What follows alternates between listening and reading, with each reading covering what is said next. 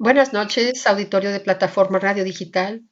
Bienvenidos a su programa por el cuidado de la creación, que presentamos principalmente las noticias respecto al medio ambiente, lo más reciente, lo último y lo más destacado de las noticias relacionadas con el medio ambiente en México y en el mundo. Bienvenido Miguel Ángel de Alba, él es el director de la revista Ambiental News y él es el que nos da el reporte semanal. ¿Cómo estás, Miguel Ángel? ¿Qué tal, Carmen? Buenas noches. Muy bien, gracias. Y buenas noches también a todo nuestro auditorio y a la gente de la producción. Así es, y en nombre de mis compañeros del capítulo Toluca del movimiento Laudato Si, te damos también la bienvenida. Adelante, Miguel Ángel. Recuerdo que la semana pasada pues nos tenías un reporte sobre cómo la contaminación ambiental afecta sobre todo a las mujeres, Así es, y más que la contaminación, el cambio climático. el cambio climático. Ok, Te pues decía, adelante, yo quiero escuchar eso. te decía que el cambio climático también es sexista. Ajá, sí, Y pero quien ¿por lo qué? dice, Samantha Power, administradora de la Agencia Estadounidense de Ayuda, la famosa USAID, que en México hemos oído muy frecuentemente en los últimos días. Pues resulta que esta señora Samantha Power afirmó que el cambio climático es sexista, pero que la respuesta al cambio climático no debería serlo. ¿Por qué es sexista? Explica, porque las mujeres conllevan las mayores cargas del impacto de la crisis climática y porque son las más propensas a morir en los desastres naturales. Por eso, considera importante unir el trabajo del clima y el género. Es una conversación urgente ante el último informe del Panel Intergubernamental de Cambio Climático de la ONU, que pronostica un futuro terrible si no abordamos el tema. Recordó que en 2015, Melinda Gates y One Foundation lanzaron la campaña La pobreza es sexista, en busca de crear un vínculo en la mente de las personas entre las estadísticas sobre la pobreza que la gente escuchaba en las noticias y exactamente sobre quién recaía realmente la carga. Desde la incidencia del VIH hasta el acceso a la educación y la riqueza del hogar, casi todos los males del mundo afectan más a las mujeres y a las niñas. Y adivina, el cambio climático también es sexista. Explica Power que los impactos del cambio climático no son neutrales al género. El aumento de las temperaturas afecta a todos. El ritmo creciente y la ferocidad de las tormentas cae por igual sobre hombres y mujeres. Pero hay evidencias claras de que las mujeres y las niñas soportan una carga desproporcionada de los peores impactos del cambio climático. Las mujeres y las niñas tienen muchas más probabilidades de morir a causa de desastres naturales y climáticos. Entre más fuerte o intenso sea el evento climático, mayor será la brecha de género entre la mortalidad de hombres y mujeres. Un ejemplo se dio en Bangladesh en 2007, cuando Sidr, un ciclón de categoría 5, azotó la población y las muertes de mujeres superaron en número a las de hombres en proporción de 5-1. Esto no se dio por diferencias biológicas, sino que obedeció a las dañinas normas de género que enfrentan las mujeres en todo el mundo. De espera se queden en casa cuando ocurre un desastre, cuidando de niños o ancianos. El famoso papel de cuidadoras. Asimismo, pueden estar sujetas a códigos de vestimenta que restringen su capacidad para moverse rápidamente, e incluso es muy probable que ni siquiera se les enseñe a nadar. La otra gran razón por la que el cambio climático golpea a las mujeres es porque representan a la mayoría de los pequeños agricultores del mundo, y el aumento de las temperaturas y las lluvias irregulares causan estragos en los sistemas alimentarios mundiales. Cuando las sequías arruinan los cultivos que trabajan las mujeres o las lluvias los inundan, se ven privadas de una de las pocas oportunidades que tienen para obtener ingresos. Además, debido a que en muchos países las mujeres no pueden poseer tierras o poner su nombre en títulos de propiedad, entre ellos México, son ¿En más serio? susceptibles a la... Sí, en México, en los ejidos y en muchas comunidades, las mujeres no pueden ser propietarias de la tierra. Perdón por interrumpirte, Hay una pero yo no sabía investigación, eso y me acabas de dar una sí, sorpresota, perdón. hay una investigación del Colegio de Posgraduados de Chapingo al respecto. Deja ver si te la consigo. Sí, te lo voy a Pero sí, agradecer. el Ahora sí sistema de tenencia de la tierra qué no barbaridad. contempla a las mujeres. Bueno, entonces, como no pueden tener estas tierras ni poner a su nombre los títulos de propiedad, son más susceptibles al acaparamiento de tierras y no pueden obtener créditos para introducir prácticas agrícolas climáticamente inteligentes o comprar semillas resistentes. Otro aspecto que muestran los datos es que cuando hace más calor, los hombres y mujeres agricultores reaccionan de una manera diferente. Un estudio en Tanzania demostró que cuando las comunidades agrícolas se enfrentaban a estrés por calor, los hombres reducían su estancia en el campo, mientras las mujeres se arremangaban y aumentaban su tiempo en la labranza, la siembra, el deshierve y las cosechas. Esta no es una historia de determinación y resistencia, es solo otra señal de que las mujeres no tienen opciones para ganar dinero y alimentar a sus familias, mientras los hombres sí. Pero hay más datos disponibles sobre los impactos dispares del cambio climático en mujeres y niñas. Cuando golpea el estrés climático, los primeros sacrificios que hacen las familias suelen ser los pollos y los animales más pequeños, que son los que las mujeres y las niñas suelen manejar. Asimismo, a medida que el cambio climático destruye los recursos locales, las mujeres tienen que viajar más lejos para recoger agua o leña, lo que los pone en mayor riesgo de sufrir violencia de género. Y las limitaciones de ingresos derivadas de los rendimientos de las cosechas más pobres significan que más niñas abandonen la escuela y sean obligadas a contraer matrimonios infantiles. Considera Power que el problema no es la evidencia, sino el enfoque. La política climática puede estar tan enfocada en la cantidad de emisiones y la urgente necesidad de cumplir con un conjunto de objetivos ambiciosos en vez de en quién estaba sufriendo. La verdadera vergüenza de este enfoque es que empoderar a las mujeres como líderes climáticas nos ayudará a alcanzar esos objetivos. Si bien es esencial ver claramente los efectos del cambio climático en las mujeres y las niñas, también debemos ver a las mujeres y a las niñas como las campeonas que nos ayudarán a superarlo. Power comentó que las mujeres ya son líderes en los programas de USAID que ayudan a reducir los desechos, a adoptar prácticas agrícolas de labranza cero respetuosas con el clima, a plantar árboles y a reforestar la Amazonia y alejarnos del carbón vegetal como fuente de combustible. Por otro lado, la investigación muestra que entre más mujeres haya en el Parlamento, más probabilidades hay de que se ratifiquen los tratados ambientales, se reformen las políticas de uso de la tierra y se proteja más el medio ambiente. Dio a conocer que USAID se compromete con la acción climática sensible de género en su nueva estrategia climática, la cual dará a conocer en la COP26 el próximo mes de noviembre, y con la cual espera reconocer el papel crucial que tienen las mujeres que desempeñar en la mitigación y en la adaptación al cambio climático.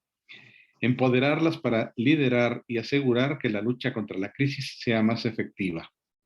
Finalmente, reitero que el cambio climático es sexista, pero, como decíamos hace rato, nuestra respuesta no debería ser. Claro, la obligación de reaccionar es de todos. Así es, pero nuevamente va a recaer en las mujeres. Y precisamente hablando de todo esto, déjame decirte que el martes pasado, el martes 17 de agosto, la Organización Meteorológica Mundial dio a conocer su informe anual y en él nos dice, adivina qué, No, no sé. que el cambio climático amenaza la salud y la seguridad humana, la seguridad alimentaria, la seguridad hídrica y la seguridad energética, además del medio ambiente, en América Latina y el Caribe. O Así sea, es. Si se nos hacía poco lo que nos habían dicho los científicos del IPCC, pues ahora viene la Organización Meteorológica Mundial a ratificarlo, y sobre todo en la región, en América Latina y el Caribe. Dice la organización que los impactos abarcan a toda la región y se muestra preocupada por los incendios y la pérdida de bosques. El estudio, que se llama Estado del Clima en América Latina y el Caribe 2020, ofrece una instantánea de los efectos del aumento de las temperaturas, los cambios en los patrones de lluvias, las tormentas y el retroceso de los glaciares. Incluye análisis transfronterizos, como el de la sequía del Pantanal sudamericano y la intensa temporada de huracanes en Centroamérica y el Caribe, y proporciona un desglose regional detallado del empeoramiento de los indicadores del cambio climático global. El informe trae una serie de mapas que muestran cómo la vida marina, los ecosistemas costeros y las comunidades humanas que dependen de ellos enfrentan amenazas cada vez mayores por la acidificación y el calor de los océanos y el aumento del nivel del mar.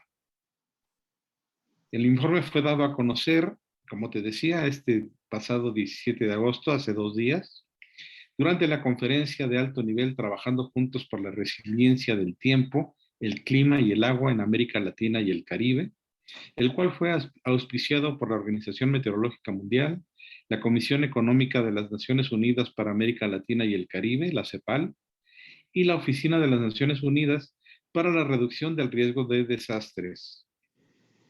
El informe se publica después de que se diera a conocer la sexta comunicación del Panel Intergubernamental sobre Cambio Climático 2021, que dice que las temperaturas en la región han aumentado más que el promedio mundial y es probable que continúen haciéndolo. También proyectó cambios en los patrones de lluvias, más aumento del nivel del mar, inundaciones costeras y olas de calor marinas. América Latina y el Caribe está entre las regiones más desafiadas por eventos hidrometeorológicos extremos.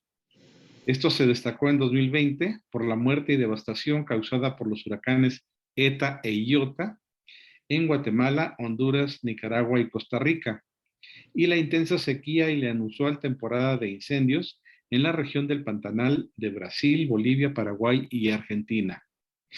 Los impactos notables incluyeron escasez de agua y energía, pérdidas agrícolas, desplazamientos y salud y seguridad comprometidas. Todos ellos desafíos agravados por la pandemia de COVID-19, dijo el secretario general de la Organización Meteorológica Mundial, Petteri Taalas. Con casi la mitad de su área cubierta por bosques, América Latina y el Caribe representa 57% de los bosques primarios del mundo, por lo menos los que se conservan, los cuales almacenan alrededor de 104 gigatoneladas de carbón. Los incendios y la deforestación amenazan ahora a uno de los sumideros de carbono más grandes del mundo, con repercusiones de largo alcance y duraderas. Entre 1998 y 2020, los eventos geofísicos y relacionados con el clima provocaron la pérdida de 312,000 vidas y afectaron directamente a más de 277 millones de personas. El cambio climático afecta a los medios de vida en la región y aumenta el riesgo de desastres. El enfoque integral de gestión del riesgo y el clima ayuda a los gobiernos y las comunidades a reducir, prevenir y minimizar los riesgos climáticos actuales y futuros. La información precisa y accesible es crucial para la toma de decisiones basada en riesgos, por lo que el estado del clima en América Latina y el Caribe debe convertirse en una herramienta vital para la batalla por el mundo, por un mundo más seguro y resiliente, afirmó Mami Mitsutori, representante del secretario general para la reducción del riesgo de desastres. El informe destaca que las medidas de adaptación, en particular los sistemas de alerta temprana, están poco desarrolladas en la región, por lo cual urge a un mayor compromiso político y más apoyo financiero para fortalecer estos sistemas de alerta temprana y los servicios meteorológicos, climáticos e hidrológicos operativos para apoyar la gestión de riesgos y la adaptación. Esto es lo que nos dice el informe, así a grosso modo. Ya si quieres, la semana que entra abundamos en tema por tema, temperaturas, climas, océanos, acidificación, corales, porque está muy, muy desolador el panorama. Pues sí, estaría bien poder analizar también esos aspectos. Pero pues sí, América Latina yo pienso que precisamente por el servicio que damos a empresas multinacionales, empresas extractoras, empresas mineras, empresas bien contaminantes que no lo hacen en sus países, pero sí lo hacen en los países latinos, pues obviamente eso nos trae más contaminación, más degradación del medio ambiente y más afectación a los ecosistemas. Y bueno, el clima en general, ¿verdad? Pero también nuestra posición geográfica, pues supongo que también nos afecta de manera especial. Aquí pegan muchos huracanes, tormentas tropicales, estamos en medio de esos climas. Por ejemplo, a Estados Unidos les pegan los huracanes, pero por el lado del Golfo de México, precisamente.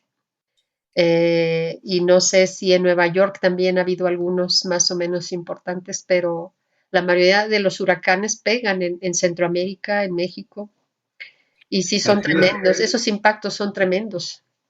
así es. Y ahora, si te has fijado en los últimos años, los huracanes han agarrado la costumbre, vamos a decirlo así, de regresar y golpear en el mismo lugar, que fue Así es.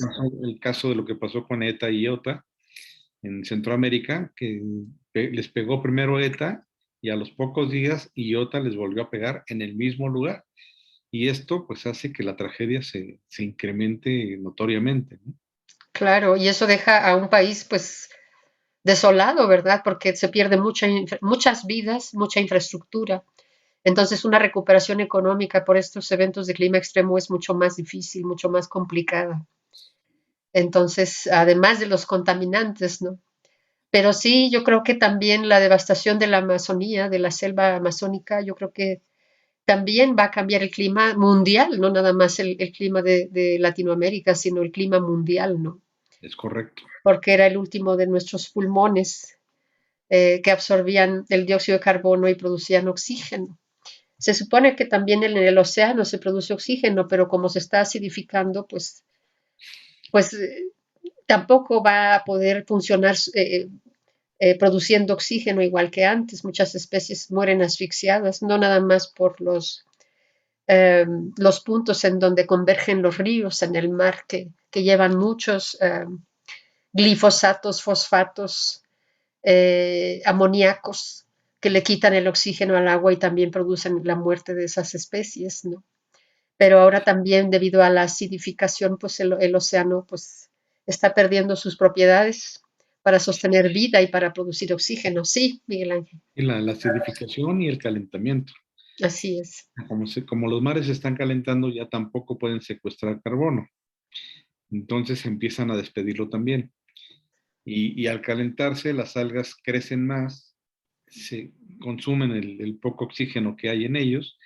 Y pues sí, esto traerá una mayor mortandad de especies, pues que al final de cuentas también van a contaminar los mares, porque se van a Así, descomponer ahí. así es. Bueno, esos contaminantes sí afectan muchísimo. Y también recuerdo que la corriente del Golfo, como está cambiando, y todo el agua fría que está llegando, agua dulce que se está derritiendo del Polo Norte, por ejemplo, también eso está cambiando las corrientes marinas y creo que puede traer cambios muy importantes para Europa, ¿no? Para Europa y algunos otros países. Esos fríos, esos inviernos que ahora con el vórtice polar se extienden más al sur también, pues son síntomas de que todo está cambiando en nuestro planeta. Yo creo que la ciencia avanzó en muchas cosas, menos en lo que realmente debía de avanzar, que era en el conocimiento de cómo funciona nuestro planeta. Yo creo que sí avanzó, Carmen. Yo creo que sí avanzó porque el IPCC nos ha venido alertando de todo esto desde hace muchos años. Sí, Los que no avanzaron fueron los políticos. sí, Nunca han creído en la ciencia, que siempre la han desoído y que su pensamiento era de Va a ser dentro de 100 años, es para el año 2100, está muy Ujú, lejos. ujú, No lo vamos a ver, ¿para qué nos preocupamos por eso? Recuerda que los políticos tienen un pensamiento de muy corto plazo, de 3 años, de 6 años cuando mucho, y no les preocupa nada más. Y lo estamos viendo ahorita en el caso de México con la pandemia, donde no les importa matar a la gente o dejar que la gente se muera, y lo que quieren es tener guardadas ahí millones de vacunas sin aplicar y haciendo espectáculos masivos donde va la gente, promovidos por ellos, a contagiarse, como el caso de su espectáculo por los 500 años de la caída de México, de Tenochtitlán, más bien, no de México, porque todavía no existía, de Tenochtitlán, y convocando a sus seguidores a que vayan al Zócalo a una ceremonia de 17 minutos a contagiarse nada más. así es. Y seguramente no les exigen usar cubrebocas, ¿no? Por supuesto que no. Ya una semana después ya anunciaron que van a poner filtros para Mm, quien quiera ir ahí.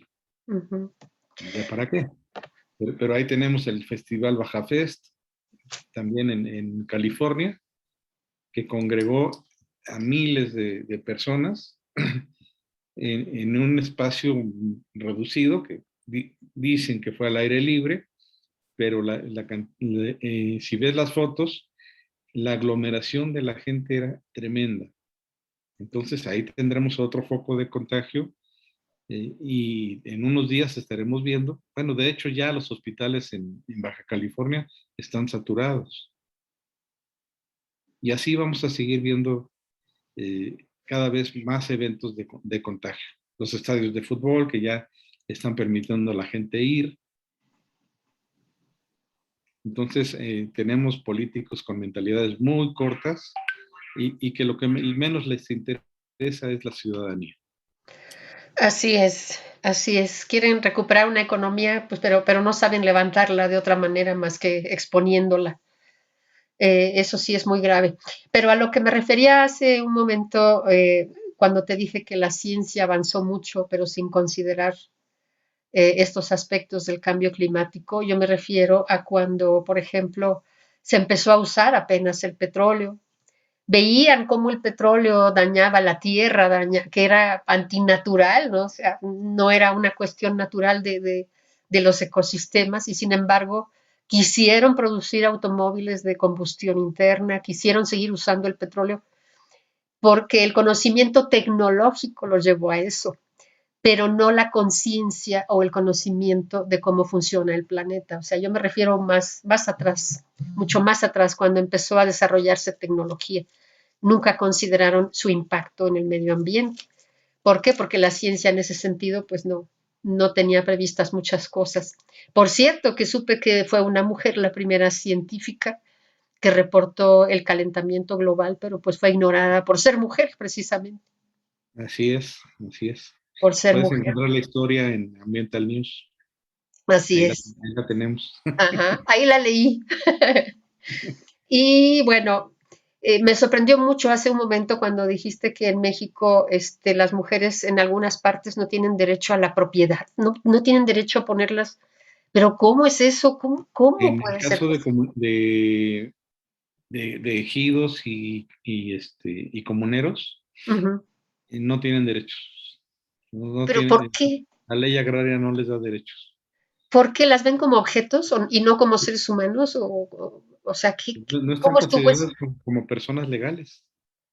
¿No son personas legales? O sea, ¿qué ¿No? serán? ¿Qué serán? ¿Basura? ¿Piedras? ¿Qué serán? Trabajadoras.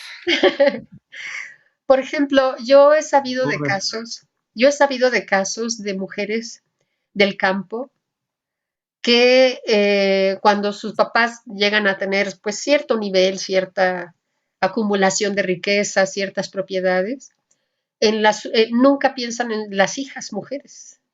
Normalmente se lo dan a los caballeros. Y bueno, pues ¿por qué las hijas, pues Es, que no las es- quieren? O sea, porque nos ven chiquitas, nos ven menos, ¿verdad? Pero no somos menos inteligentes, somos igual de inteligentes. o más. Pero qué triste es eso, ¿eh? Fíjate que ahí sí me estás dando una razón para luchar para cambiar eso, porque se tiene que cambiar esa legislación, está muy mal. Así es. Y precisamente yo creo que es una de las razones por la que les heredaban la tierra a los hijos, porque las hijas no podían tenerlas. Incluso muchas veces, bueno, como lo decía hace rato en la información, pues ellas son las que trabajan la tierra, las que están al cuidado, las que la hacen producir. Ellos no. Ellos se van a otros lados a trabajar y ellas son las que se quedan. Ellas son Así es. las que siembran, cosechan, venden, las que hacen todo. O sea, en esas partes se vive una ley de no sé cuándo, o sea, ¿cuándo se impuso esa ley de que las mujeres no tuvieran propiedades? O sea, eso es machismo. Bueno, dices Totalmente. tú que porque el hombre, porque no pueden tener tierras a su nombre, pero entonces sí deberían de poder tener tierras a su nombre, ¿verdad? Claro, Qué pero es una cosa, ley que no se ha cambiado y en esos ejidos, en esas comunas puedes verlo porque en las asambleas no hay mujeres. qué barbaridad, Te voy qué a conseguir horror. una investigación del Colegio de Posgraduados del Chapingo. Ujú. Ellos lo estudiaron muy bien. Qué barbaridad. Sí, sí quiero saber cómo estuvo ese asunto porque eso hay que cambiarlo. Eso no puede seguir así. Está todavía, porque no lo han No cambiado. puede seguir así. Hay que modificar esa ley. ¿Cómo? ¿Y cómo las mujeres no hacen nada por cambiarlo? Las afectadas principalmente. Pues es que no salen de ahí. O sea, si tienen que estar atentas al cuidado de la tierra, al cuidado de la familia, ¿a, a qué hora salen? De hecho, pues muchas de ellas ni siquiera estudios tienen. Sí, qué triste, ¿verdad?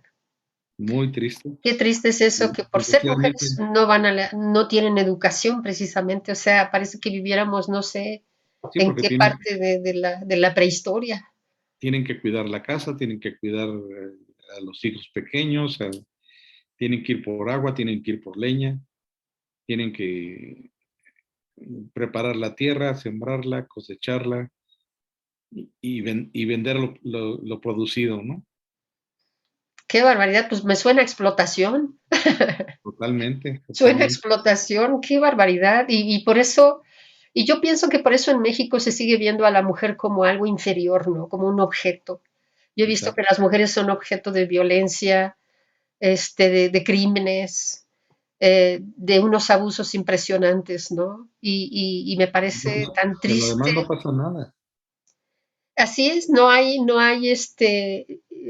un Estado de Derecho en ese sentido, en ningún sentido en México, porque pues tenemos al crimen organizado haciendo lo que quiere. Pero en esta cuestión de la violencia hacia la mujer se me hace terrible, o sea, es un hueco en la educación, es un hueco de la responsabilidad jurídica de una nación que tiene una constitución de las más avanzadas que hay y que eso no esté contemplado, me parece, me sorprendió muchísimo lo que me dijiste, en serio, ¿eh? Me sorprendió tanto este aspecto de las mujeres que yo no sabía que no tenían derecho a tener propiedades en los comuneros y todo eso. Qué terrible, o sea, se me hace pues una injusticia muy grande.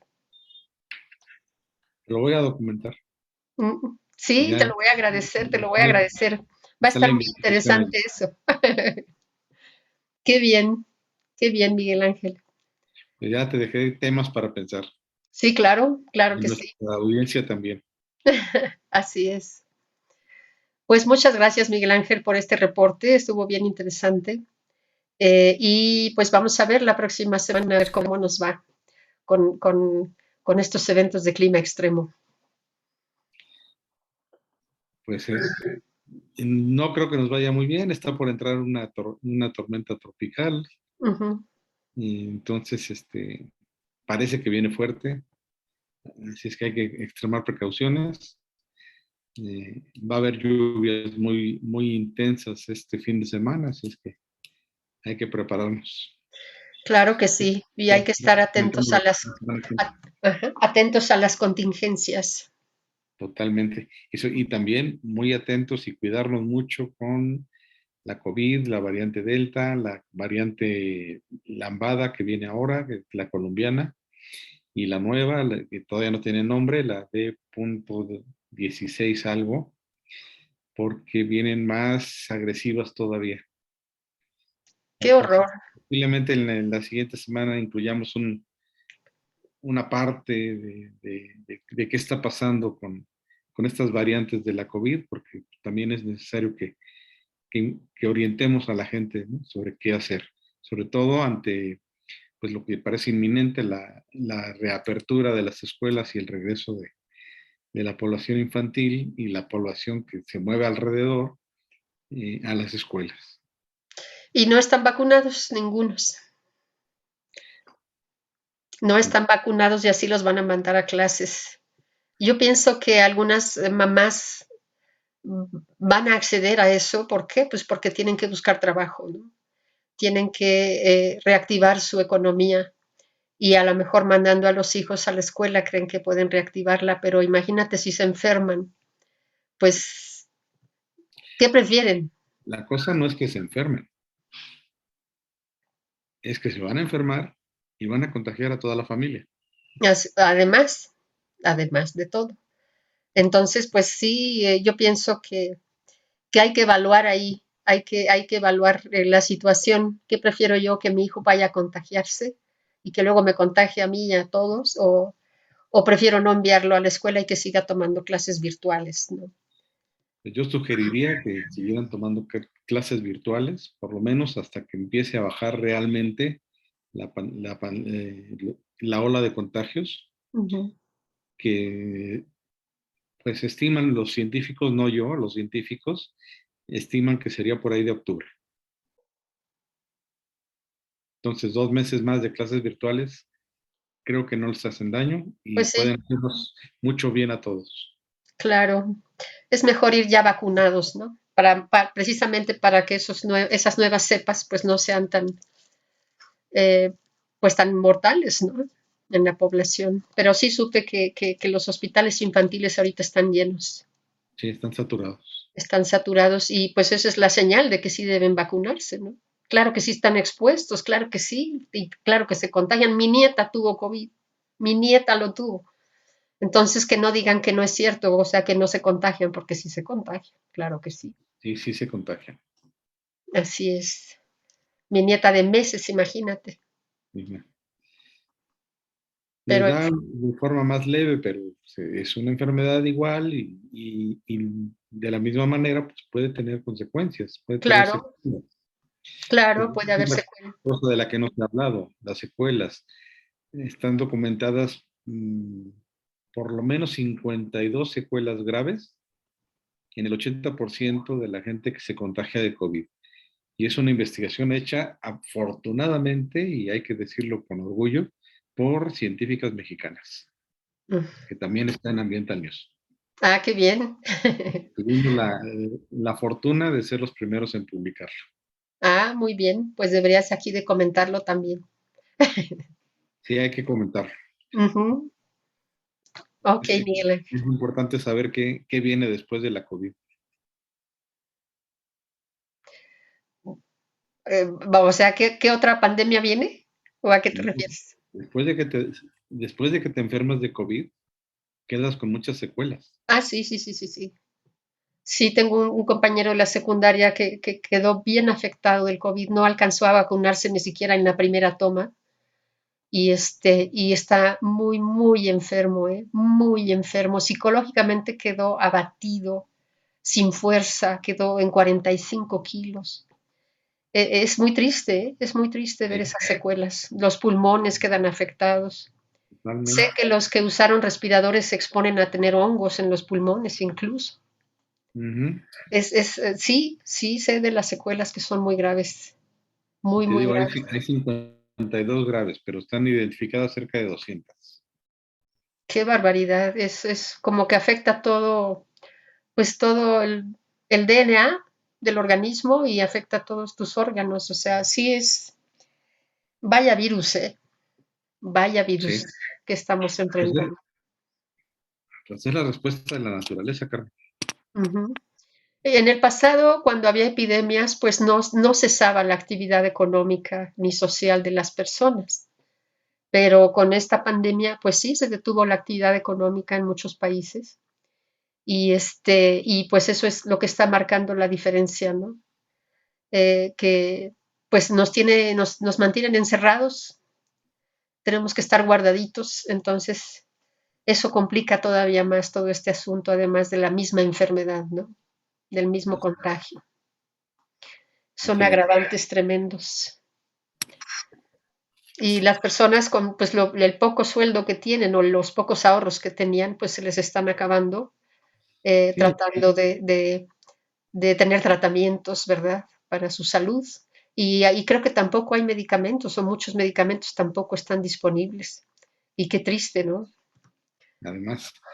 Y sí, mucha gente ya está haciendo uso de sus fondos de retiro y entonces eso les va a perjudicar también pues a corto plazo o a largo plazo, porque cuando quieran retirarse, pues no van a alcanzar las cantidades requeridas para tener una pensión digna, ¿no? Pues vaya dilema con la reanudación de la actividad económica, que pues en México pues no es nada fácil, no va a ser fácil, ¿no? No, no, aparte de la cantidad enorme de empresas que tuvieron que cerrar. Así es, así es. Pues vamos, esperemos que todo esto pase ya muy pronto y que podamos empezar a luchar con más fuerza Que para, seamos resilientes. ajá, sí, esperemos que esto pase pronto porque tenemos otros problemas más graves que atender, como es los cambios climáticos y Que la la temperatura. recuperación ecosistémica. Oh, Dios mío, cuántas complicaciones, pero bueno, esperemos en Dios que esto ya pase muy pronto. Pues muchas gracias, Miguel Ángel, por el reporte y te doy las gracias a nombre de el staff de Radio Plataforma Digital, de su auditorio y de mis compañeros del movimiento Laudato Si, capítulo Toluca. Muchas gracias, Miguel Ángel. Muchas Y hay gracias que a cuidarse, todos. a cuidarse mucho. Claro que sí. Cuídense también y aquí estaremos la próxima semana, primero Dios. Buenas noches.